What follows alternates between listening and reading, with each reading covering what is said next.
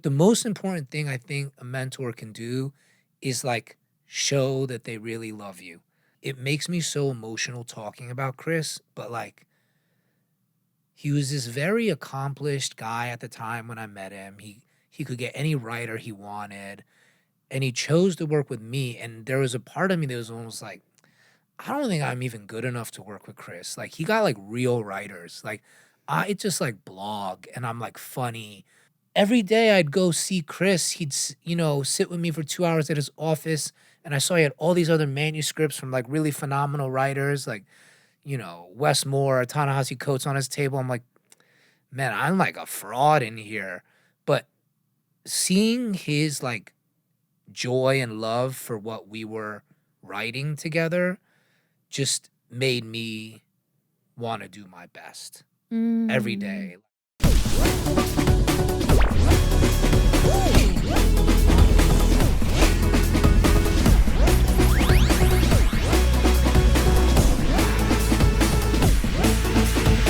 We live in a complex and ever-changing world, a place that is maybe harder than ever to successfully navigate. The answer is surely to be brave, but it's also to seek and be open to guidance. Mentors are the one consistent through line in the lives of all accomplished people, myself included. So welcome to Mentor Buffet, a feast for those, like me, curious about who helped the most successful among us succeed. Eddie Huang wants to tell the truth. You're going to have so much fun with this episode. The most important mentor in my life is my editor, Chris Jackson, who I worked with on Fresh Off the Boat. And when he met me, a lot of people wanted like a cookbook from me. And they saw me as a very raw, unrefined writer with a voice that like maybe wasn't appropriate in certain spaces, but it was a voice that was true to my experience. It was a voice that carried with it like all of the great things and all of the terrible things that I had like seen and experienced. And instead of trying to change my voice, he encouraged me to dive more into it. And I always say he took me from being a mixtape writer to like someone who could write an album, so to speak, because I listen to more rap music than reading books. And then I had this task of writing like a 275-page book, and I wrote it like just stream of consciousness, like a Lil Wayne song, Mhm. And he saw that there was something valuable and there was magic in it, and he really put up with so much of my like unprofessionalism as a writer and never judged me for it, never got upset with me, took the time and like helped me mold it. And I was so lucky because he was the first editor I worked with, the first publisher I ever worked with. And like everyone since has never been as good, right? They always want the easy route of like, hey, can you make your book more like this book? Or can you make your Mm. movie more like this movie? And Mm. they'll get frustrated because what I think a lot of people that buy my pitches and work want is that I have the voice of an outsider. Mhm. I fight for like the man of the people perspective. But once they've paid the money and you're in the house, they want you to use their inside the house voice. Mhm. And they don't have the patience that Chris had with me. And they want very quick solutions. And the quickest solution is to be like, here's a mood board of 3 movies Right. or 3 books that sold really well last year. And we think you should do it like that. Well, let's talk about context and reference because that's like what you're basically saying here is that people are uncomfortable unless they are in context, right? Yeah. And what you're saying is that there's one person in your life who didn't try to contextualize you or pin you down for his own comfort, but really embraced that you were an asteroid and that was the gold, right? Yeah. And it's so weird that you say this because like I was literally on a directing pitch this morning and like it was all great, everything was great, and at the end they're like, we just need some references, the this meets this, and it wasn't for them, it was for the maybe the next people. It's people need to understand and visualize, and it's like people are uncomfortable if they can't see the math equation of this plus this equals this, Yeah. right? Yeah, they need to know it's been done before because they never want to be the first one to try something. Yeah. And like that fear is what's creating so much bad art in this world today. Like, I don't think I've lived through a worse era than the last 7 years. Tell me more. You know? Tell me more. Yeah, like I think that we can all see, like we watch things and me and my wife will just joke like I can see their mood board. Like I know exactly which films they're using here. Like if you watch Stranger Things, you know which horror films they took like every scene from. And that's not fun. You know, like I don't want to like feel that everything is just a moving mood board, right? And I mean, when I did Fresh Off the Boat with Chris, it's like we kicked down the door and opened this window for so many people to do Asian American art and stuff in America, and it was great. But when we sold the book, nobody wanted it. Like at that time, there was not like an Asian American like market. It was amorphous. Like no one had tried to sell that audience anything before. And we just took a leap of faith and was like, I'm Asian American and this is true to me and real. So I'm going to guess that it will be true and real to other Asian Americans. And I was just so lucky that Chris Jackson believed in me and taught me how to become a professional writer. And I remember after I wrote the book, I read a few reviews and like everyone kept telling me the reviews were really good, but I saw a few lines. I'm like, he took a couple shots at me though. Like that was insulting. Like that's not very good. And he was trying to explain to me like, dude, you're never going to get like 2 thumbs. It's just like a perfect book. They always are going to criticize you. Because they need to have a job too, right? Yeah. They need like to you're have... an Olympic athlete. I'm sure you've done something where you're like, I was phenomenal and someone has a criticism. Oh, yeah. Oh, And my God. it's annoying because I'm just like, yo, but you gave it like a star and you said you loved it and it feels like you're backhanded saying stuff. And I remember asking Chris, I said, should I go get an MFA and like, should I go backwards and go to school so I like know how to talk like these people that are criticizing me? And he's like, no, like not unless you want to be a critic. Right. Oh, God. I love that. I love the He's like, you're a writer. Be a writer. Don't worry about these people. So. Yeah. God. Okay. You pointed to 2 things and I'm like, I want to talk about both. Yeah. I mean, basically, Chris kept you focused, it seems, on like what your actual true self was, but also your North Star. And it's so wild. So when I graduated and was like gonna go pro, I had these options to either sign with a team or sign with a company where I would make a lot of money and maybe make some ads for them, which I'm an artist, but there was no like coaching, no intangibles that were gonna get me to the Olympics. And then the other option was like basically no money, but enough to get me training and the best coaches, the best. And I remember talking to my dad and I was like, Dad, like, do I have college debt, like I should probably get the paycheck, you know? And he was like, do you want to make ads or like, what's your goal? And I was like, I want to go to the Olympics, right? And he was like, well, the answer is very obvious then. And I feel like that moment, I mean, what you just said about like, well, do you want to be speaking to the critics? Do you want to be a critic or do you want to be a writer, right? And like, you can't possibly know everything and speak to everyone, but you knew, and it seems like Chris acknowledged your actual like star path, like your shooting star path, you know? That it's so cool to hear this story because the universe does give you paths at times. And like, there's like, hey, here's the easy way and here's the money way. And you could like, it could make your life more comfortable in this moment, but this brings you closer to your purpose. And like, when you told that story just now, it reminded me of that movie Bronze. Have you seen the Bronze? Yeah. I love that movie. Yeah. And it's just like, you know, certain athletes like yourself belong with certain coaches. Like I remember watching like Allen Iverson with Larry Brown, and like that's how I felt working with Chris. It was just like Chris taught me 3 things technically as a writer that were really important. But the most important thing I think a mentor can do is like show that they really love you. You know, like it makes me so emotional talking about Chris, but like he was this very accomplished guy at the time when I met him. He could get any writer he wanted.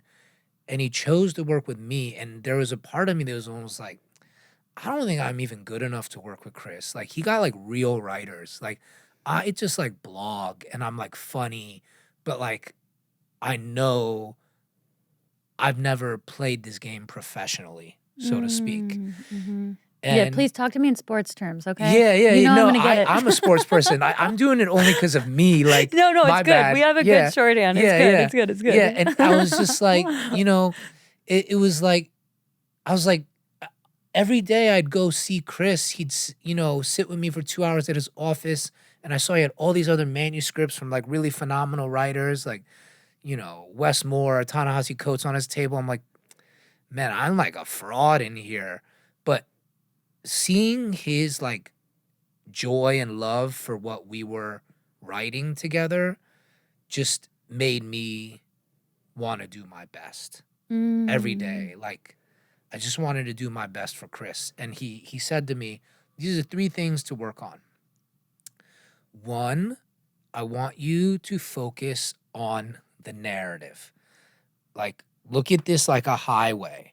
You always want to like take exits and detours, because my favorite parts of films and books are the non sequitur, right? Mhm. Like, I'm a huge Big Lebowski fan, and I love when it's just like him drinking milk and Ralph's for no good reason, right?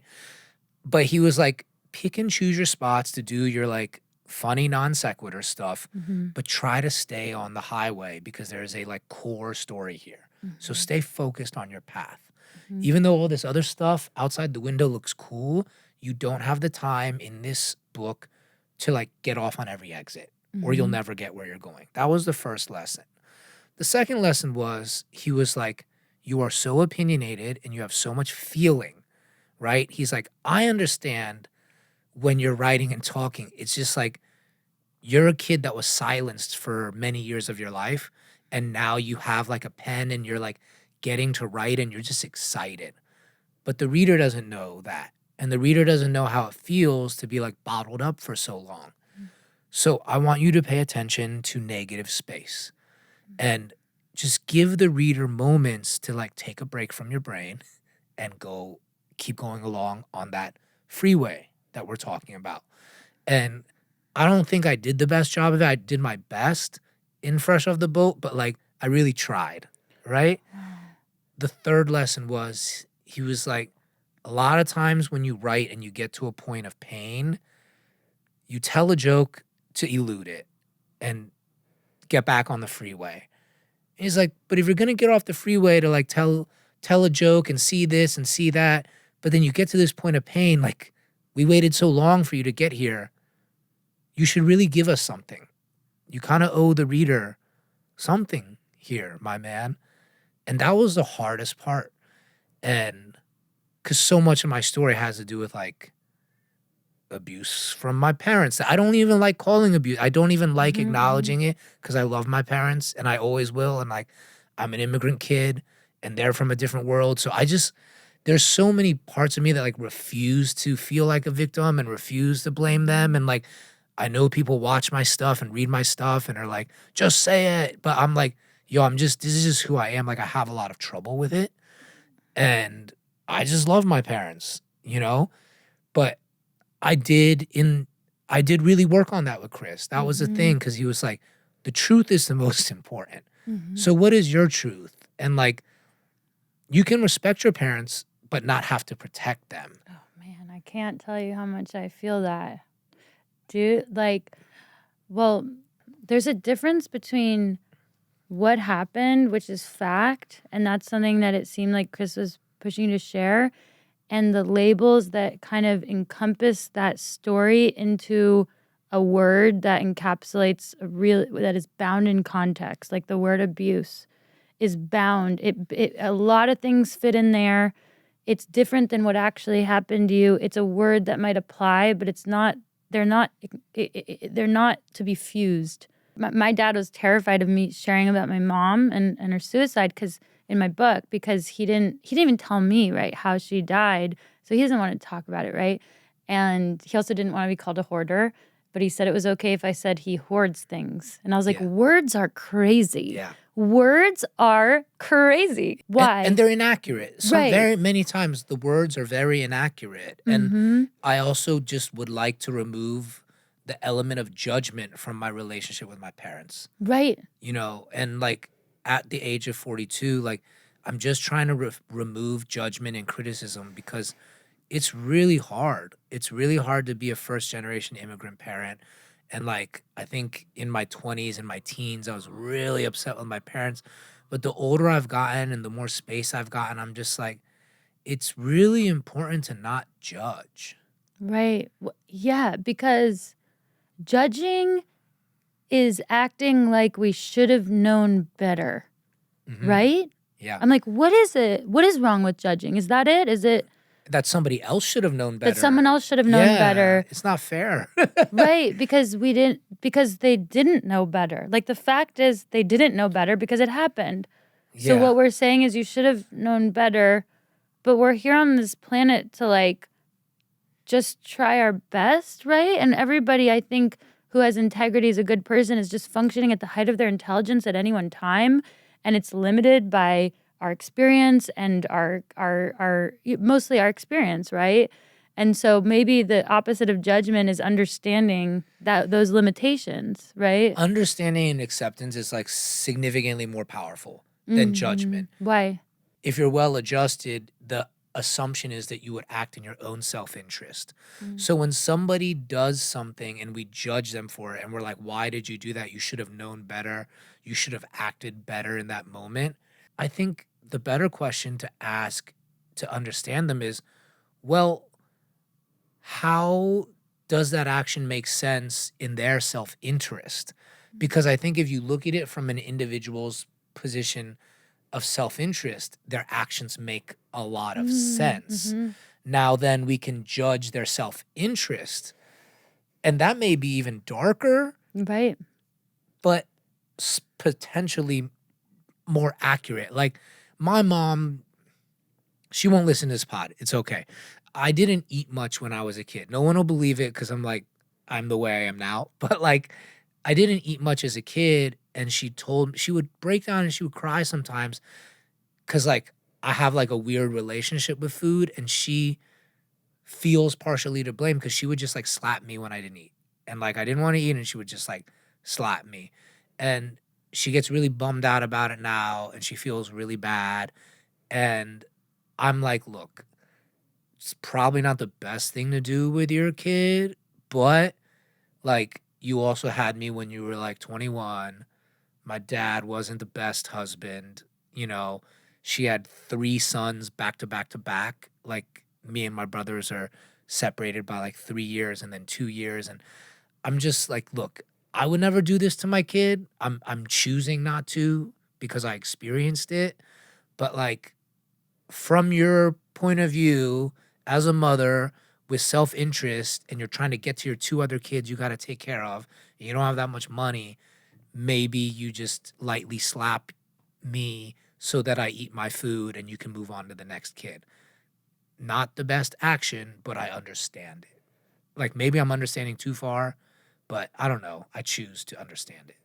Well, now you're talking about forgiveness. Yeah. Right? And I guess I wanted to ask, like, do you think forgiveness is something that you give or receive? Because I think you receive it. I think it's for receive me. I think I do it for me. And that's why I do challenge a lot of like popular thought of like wanting to punish the person that did this thing. And I'm like, all right, well, then you're getting something. And I guess society gets something because it's a bit of a deterrent for somebody that wants to do that same action again. But the people that really suffer it would be my mom and me. Because then I got to hang on to it. Right. And I got to be mad. Wow. And I got to punish. And I'd rather forgive. Because you're carrying anger otherwise, right? Yeah. It's like a heavy thing. Right? And I think the last 7 years, there's been so much politics about like, we need you to tell your story because of what this means for perhaps this political race or the way our society is going. And we needed a lot of those stories. A lot of those stories have positioned our society in a much better place. But I start to wonder, like, how much of this is hurting the actual people that experienced it. So I don't know. I think about that. Yeah, no, I don't have love an it. answer, but I think about it. Well, we're just observing here. I Yeah, think that's yeah. all. That's the only thing I want to do here. I'm like, I'm not even here to like conclude anything. I don't even think I'm on this planet to conclude anything anymore. It's all observation. It's nothing is fixed. I'm changing every day, and to finally let go of like conclusions is such a wonderful way to live. So we don't have to decide anything here. We're just shooting the shit, you know? I Like, think we're that's just really like, powerful. That's negative space. oh, You're is that what leaving- it is? I was gonna ask Well, what this negative space thing. Well, you I know? don't want to define it either, but I take your statement as like, this is how I'm gonna choose to feel about this, and I'm gonna act this way. And in the most Gandhi way, you're like, being an example is the best thing you can do, right? And I think leaving space for other people to have their opinion is really important today. And for yours to change, right? Yeah. Like even more, you know, important in a way, because that's the like, I don't know, that kind of freedom for yourself is very like, it's like it relieves all stress for me to be like, it's just for now, everything, you know? Yeah. So tell me with Chris, you know, you told me these 3 like writing principles, and one of them was, you know, the diversions off the freeway for the je ne sais quoi and all this, you know what I mean? And then coming back on and staying on the freeway. And I was wondering, how does that advice now play into your actual life? It's so funny because I feel humans as individuals are always learning the same thing over and over and over, right? Yeah. I'm good with it in my art and work now. I'm not so good at it in business, right? Tell me more. So the new kind of mentor in my life I have is my manager, this guy, Phil Sun, right? And I want to do a million things at one time. Like, because I have the energy. I wake up at 5 a.m. All I want to do is write or make something. And he's like, stay focused, right? Because the market can only absorb so much of you at one time. So you need to choose what you want to bring to market like this season. And we can't go backwards on this. Once you choose it, that's what's in the market this season. And it was very frustrating to me because it's like a writer, you wake up and you just may have a new idea today. And I'm like, I want to do this right now, Phil. All right, well, we will talk about that in the winter. Like, but Hollywood goes to sleep in November and then we can't sell anything till February. Yeah. And he's like, well, dude, you made your bed. You got to sleep in this bed now. And I still, every day, probably I send him an idea that he's just got to be like, dude, we're going to talk about this in 3 months. But that is what I'm learning as an artist intersecting with the market, you know, because I have so many ideas and I have so many scripts and so many things, but you have to stay focused and you can't go on every exit and you can't do every podcast and you can't do every appearance. You got to stay focused. This is so awesome for you to tell me, first of all, because I do feel like a lot of managers and people in Hollywood especially, maybe every world, but they're kind of like, a lot of them are not like Phil. No. Right? A lot of them are like, they're kind of like not no or yes people. They're kind of like, sure, like do your, and they're like, okay for you to self-create because that's good for everybody. And there's not that kind of what I could only describe as like a proper coach, right? Yeah. Because if you were on a sports team, coach is not going to be like having your head in 8 different, you know, competitions at once. There's the one right ahead of you, right? Yeah. And it's not that common in the arts to have people, managers, really help you focus. Yeah, and as they're like coaches, right? Yeah. And like going from sports to art, I like that intensity from my coach. In Hollywood, a lot of managers and agents, they don't want to tell you the thing that may upset you in the moment, but that will make you better. And I think that is so important as a mentor, is to like, it's okay if this person I'm mentoring hates me for 3 months or 6 months or a year, but I chose to be their mentor and I'm not letting go until I see this person get where like they want to get. And the 2 managers professionally that have always helped me is Phil, and like Phil is newer, but he's been phenomenal for me. And my best friend Rafael Martinez, like we went to law school together, and he just understood me. And when my life started to spin out and everything started to change, it's like it is really important to have someone who knew you before like everything started to spin out of control, and before people that don't know you have an opinion of you. And for a solid 15 years, my best friend Raphael managed me, and he was the person that always reminded me who I was and why I even ventured to write in the first place. And like remind me of the values and the like why we're doing this, bro, and it's really important. These mentors are really, really important. Mm-hmm. It's interesting because you're saying that Raphael reminded you of who you were, and what he reminded you of was your values, which is different, right? Some people might remind you who you are and say you're a chef, you're a runner, and that's not really who you are. No. You are your values. Yes, you are a collection of your actions, right? And that you nailed it. It's everybody else was giving me this advice, and when you make something that people want, all of a sudden they tell you who you are. And it's very difficult to remember who you are when all these things are being thrown at you. And he was just always able to center me and be like, dude, this is how we feel about this. We do not mix with this. It doesn't dovetail with our values. We're not doing it, and that was really powerful. What does it feel like to divert from the path for you? This one it's so funny. I was actually thinking about this, like picking up my dog's poop this morning. I love this. Wow.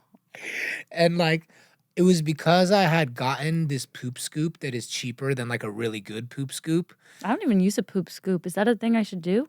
Well, I have like a big Doberman, okay. so I have a like little I baby need little- like a tractor trailer to pick up his stuff. Okay. But like, no, I had this poop scoop, and like the handle on it was like bending. And I'm like, man, I should have got the like more expensive one, but I tried to save money.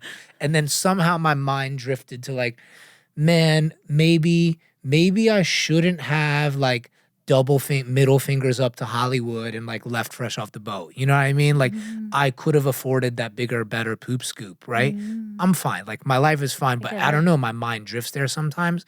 But every time my mind drifts there, I always kind of leave with a smile, because I have always, when life gets hard and I'm at an intersection, I do what I think in my heart is the right thing to do, the just thing to do. Even if it's stupid, even if it like really hurts my like cash flow and income, at the end of the day, that is not as important as being able to like have your last breath and be like, I did it. I really did it my way, and I think I was a good person. Because like I cannot sleep if I feel like I wasn't a good person. I have to, at the end of the day, feel like I was a good person. You're someone who's clearly really engaged in your decision making. Like you're a really active participant in your own life, right? Yeah. And that's why it's been a life that looks like nobody else's. It's why it's trailblazing. I think what you did many, many years ago now feels very normal to some people, but people don't realize you did it first. Yeah. And that takes like a certain, almost like a jockiness, because I think like jocks like just do things that everyone's like, you can't do that. And jocks are like, whatever, we're going to win the championship. We're the worst and we're going to win, and I'm not saying, you know what I mean?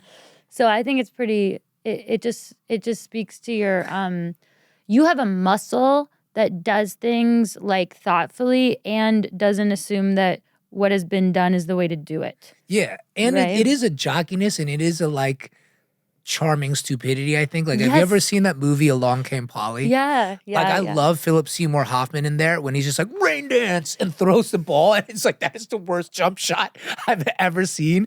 But I think a lot of my work is like that, where it's like, it wasn't the perfect shot, but like, I was dumb enough to take that shot first. Yeah. And I think that is my gift, is that I will go take a ball and I don't care. Rain dance, Yeah, I love that. It's so fun to see people like that, right? Because everyone Yeah. wants to feel like that, right? Because that's a really process-oriented life too, right? Because you're not actually making the best choices for this. You're not forcing the outcome. You're just in the moment doing as you feel, right? Yeah. And seeing like, will it, won't, whatever. Like Yeah. it will, whatever, Yeah. right? Yeah, there's something, and God, and when you see movies like that and you see him, you're like, it must feel good to be that loose about your life, Yeah. right? That is one of my favorite characters, and I'm watching that film, and it's about Ben Stiller and Jennifer Aniston. I'm like, dude, Philip Seymour Hoffman is the best part of this movie, just like throwing the ball at the backboard. Yeah, he is a real hero there, right? Yeah, true hero. But I miss people like that, Like I think we're in a very interesting era where I think we have so much access to information. I felt like, you know, I'm 42. I grew up in the 80s and 90s. The thing that I think like really drained people's energy and just sent them around the bend was this feeling that everything had already been done. And it's so funny to talk about another Ben Stiller film, but Reality Bites was like a very seminal film. I think very much encapsulated like millennials, so to speak, because it was like, wait, so I went to college, I'm going to get a job, and then what? Like, what's the point? Everything's been done. I'm just like keeping the machine on. But at least for me, in my experience, I hit my mid 20s, and that gap between, I think, like 18 and 23, all of a sudden I hit 23. It's like, oh no, I know what I care about. Like, I'm just gonna start doing stuff. Like, and I don't care if it's been done before. Um, because if I'm true to myself, I'll do it in a different and new way. Yes. And so that fear started to like fall off of me. And that sense that I needed to be original was like gone. Right, because you will be original if you are filtering anything through your own true self, right? Yeah. Like not a personality, because that's a built up thing. But if it's actually filtering through you, if you are no one else, which we all are, then everything that processes through you will be original. Yeah. Right? Absolutely. And I try to I observe a lot of things with like younger people I work with. And what I've started to notice is, you'll be in a meeting or you'll be in like a brainstorming session, and people will, because they have so much access to information, there's this almost sense of responsibility to know it all. Mm. And when you're talking, it's like, no, I know that. I saw that. I saw that over here. I saw that over here. Oh my God. And I'm like, whoa, dude, it's okay. Like, it's okay. Like, Yeah. I remember a time when it was okay to be completely ignorant about something, right? Yeah. Like, when my friends got into ska, I was like, what the heck is ska? And then they put me on, and I loved it, but it was okay to not know. And I think that a lot of these people that grew up in this era with so much access to information, I can't wait for them to hit a point where, like, it doesn't matter. Yes. It doesn't matter. It doesn't matter. Because, like, that's when you come of age, when you realize, like, it's fine. It's fine. It's fine. But I try not to say it to the person. Like, and that's the thing I would want mentors to know is, like, I think one of the worst things you can do as a mentor is to be like, yeah, I'm going to teach you something now. Right. A very kung fu thing is to, like, if you can help the person learn the lesson without them feeling like you gave the lesson, that is really mentorship. Because you're preserving their dignity and you're letting it actually be organic for them, and realizing that mentorship is a moment that you learn, not a moment that you teach, right? Yeah. It's the moment of learning when it happens, right? Yeah. And that can't be forced. A lot of mentors want that like dopamine hit in the moment of like, I got you, right? I mentored the shit out of this. But it's like that Christian poem or like that G-Unit song Footprints. I think your gift as a mentor is like when Young Buck realizes you've been carrying him for a mile like 10 years later, that's like the reward when they look back and they're like, oh, you were mentoring, like, because I felt that way with Chris. Chris, man, it just doesn't get better than Chris and my best friend Raphael. Like, he really, both of those men had the self-control to not I told you so. That was really cool. I was not able to do that until like maybe 6 months ago. That's a big one. That's a big line you cross or don't cross, right? I told you so. Yeah. It's like a Red Rover or whatever, right? Yeah. Don't cross Yeah, it. don't cross that line. Don't do you that. know? The rope can bend or the people, whatever the human chain is, but don't cross that line. Yeah. Because then it becomes a transaction. Yeah. And it's not a transaction. It's kind of like throwing a baseball. Like you try your best and you throw it, but you can't. The ball is out of your hands. Yeah. Right? It has its own energy. Yeah. It's going to do its thing. And I think the best mentors have the confidence that they're providing value. Right. And they don't need you to acknowledge it in the moment. They're just like, right. They don't need it. That's good. Do you feel comfortable talking about Bourdain at all? I met Tony because there was like a funny Page 6 article that like compared us because we were both like naughty chefs at the time. And he sent one of his producers, who I'm still really good friends with, Helen Cho, to the restaurant. And she's like, Tony thought this article was pretty funny. And I was like, hey, I would love to meet the guy. He's like my hero. And so one day, Helen calls me and I'm playing basketball on Christie Street. And she's like, Tone's got a book reading for Medium Raw at the Union Square Barnes and Nobles. You wanna moderate it? I was like, oh, I'd love to. She's like, all right, cool. Can you be here in 30 minutes? And I was like, yo, I'm like dripping sweat. I've just played like 3 games. And she's like, it doesn't matter. He doesn't care. Just like come. Like he wants you to moderate it. And I did it. I met him, one of the greatest nights of my life.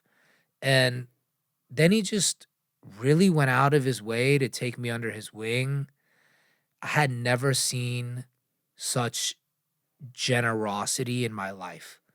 Like if there's one word that I could explain my relationship with Tone, it's generosity. Cause like he did not have to protect me and help me in the way that he did. And he would just take me out to dinner, really cute, just me and him, and be like, look, I know how they're trying to position you here. I know what this means, because I couldn't understand what things meant in the press, because it's not always what it says it is. And I didn't understand what producers or agents were saying to me. And Tony would literally translate for me. Like I would write down things on calls. Hey, they said this. Okay, what they're saying is this.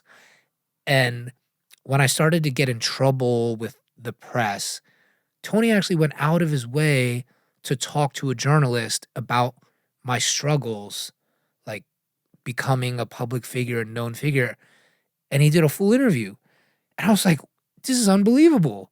Like this guy's literally my bodyguard in the press right now. And he just kept doing it. And I couldn't believe it. He's like literally a guardian angel. Right. And the one thing he would always keep telling me, and I felt like it was like my deal with Tone, was like, I will keep looking out for you if you keep telling the truth. Just tell the truth. Be yourself, tell the truth. And that was the deal. And he said to me, don't bite the dick. He would say it to me all the time, don't bite the dick. And like, he didn't mean it in like any, targeted way. He was just like, as a colloquialism, he was like, don't bite the dick, bro. They're going to ask you, because he could see it happening in the press and in the media. And he was just like, don't do that. Don't do that. And he just really protected me, because I think he felt like I always told the truth. Why do you think telling the truth is important? Well, I know that for me, Tony and I related because he didn't care about anything that he had besides his like family, and the truth. He never intended to be famous. He never intended to like, make money and have the stuff. He was just a dude that was really down on his luck and wrote this book from the heart, Kitchen Confidential, that shattered like myths about kitchens and also being a person and being young everything. He shattered it all because he just one day was like, I refuse to hold the line, and I refuse to like keep maintaining a facade. I'm going to tell you what is behind the curtain over here. And I don't think he expected to be that successful. And I think he really protected his true self. And he saw it in me too, because like my success was kind of accidental as well. It was just a product of being like a weirdo, like telling the truth and being weird. And because my purpose is just to, hey, if I think I may have an angle on something that could be beneficial for people to hear, I'll say it. Yeah, you're telling the truth. Yeah, I will Philip Seymour Hoffman rain dance it. Yeah. And that's why we related, and I think that's why he looked out for me. And he had like lots of more like shinier friends that were better at being a chef than me, but we related because we were both like that Kafka quote, like everybody else knew it was a costume party and we were the two idiots that showed up with our own face. That's how we related. And that's why I dedicated the film to him, because Vice in many ways copied Tony. Like, I will just say it, like, I think they copied a lot of what Tony did. A lot of their shows were just trying to be like a more sensational, salacious, hardcore version of what Tony was doing. And as we spoke about being good people, I think being a good person is thinking about if what you're doing is going to like hurt this person's feelings or hurt the perception of this culture and this country, that like you really probably don't have the right to paint in this way. And I don't think Vice thought about that much. I got in a lot of arguments working at Vice with the people there because they would do anything for hits and clicks, and it didn't matter if they kind of, slashed and burned the place that they had gone to, as long as Budweiser was going to pay for the sponsorship in the banner next to this video that had 10 million views. And I just refused to do it. And I mean, there's an episode in Orlando where I walk off set and I get in an argument with the subject and the producer because I'm just like, I don't think what you're doing is good. And I thought about Tony a lot when I worked at Vice, and when I left was around the time he passed, so I just see a lot of it. He's just such a big part of that story and my time there, so that's why I dedicated it to him. Yeah, that's really beautiful, and you painted such a picture of like the moment somebody kind of like bursts through the, I don't know, I think about almost like the Truman Show of like bursting through the paper of like when you become like feral almost. And I had this like weird thought where I was like, is it a moment of giving up? Like when you realize you couldn't do anything, like this is my, like I'm releasing. Is it a moment of like freedom? Like the moment you dive into just telling the truth or being yourself, I'm like, because so many people I think are trying to break through that paper, whatever that means. Do you know what I mean? Yeah. I think we're talking kind of esoterically, but there's some paper where you just start kind of flying on your own and you're living like fully integrity. You don't know the result. You don't know if it's going to go well or not, but you're just telling your truth or whatever. You're fully yourself, right? And you painted such a beautiful picture of like that in him, and that's how you really live. And I don't know why I'm like, is that a moment where you've like, there's no other option? Or is it a moment of like, you feel power in that moment? Like, what is the moment before when you are, before you become fearless? What happens right before? And is it the same thing for everyone? Yeah, I love this question. Yeah, I know, And it's like, such a weird, I was think like, is this okay that I'm asking? No, You know it's what I mean? awesome Like, because I do yeah. think we both feel it, right? Yeah, like, it's this, like, in your work, this has happened in your life. Yeah, only after the Olympics for me though.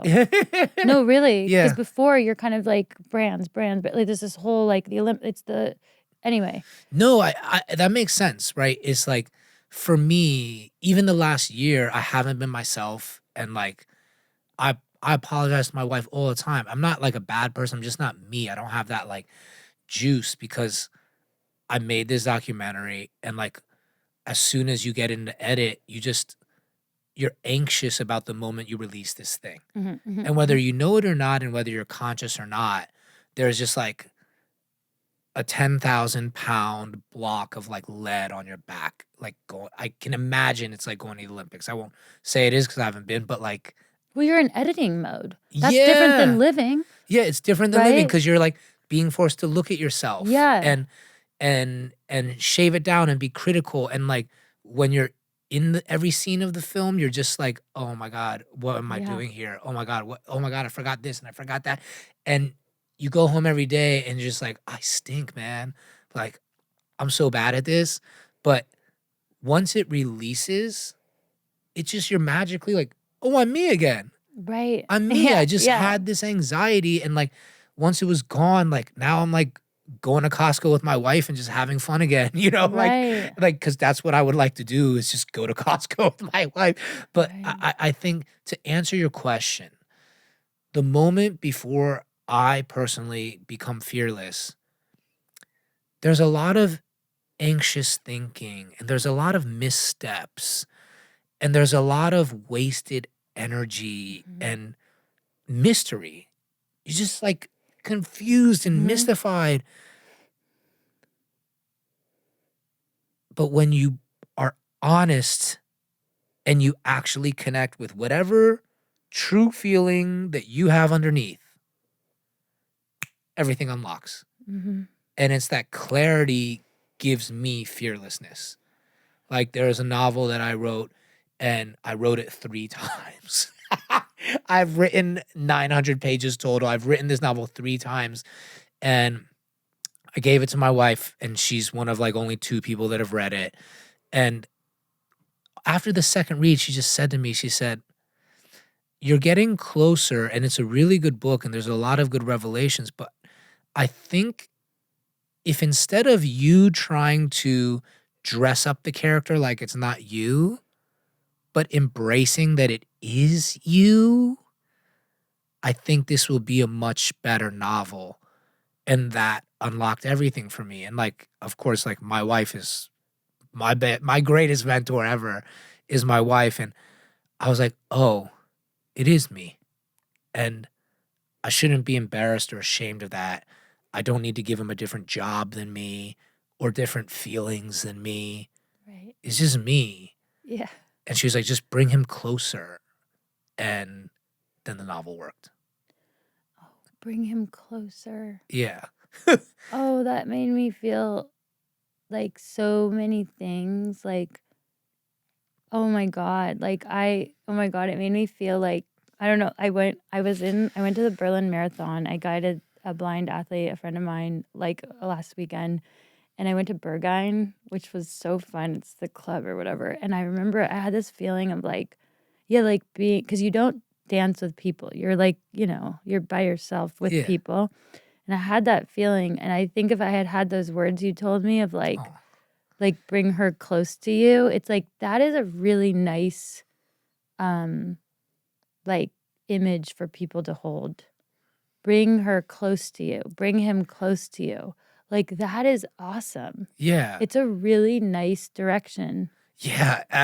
My wife just says things sometimes, and I say to her all the time, you should write a book. She's like, I absolutely will not. I like have no interest, but if it helps you, cool. Yeah. But she's really, I can't believe the things she says to me sometimes. And it really is true. I think all of us, if we just brought ourselves a bit closer, we would feel better. It'd be nicer. Yeah, it'd be great. Yeah.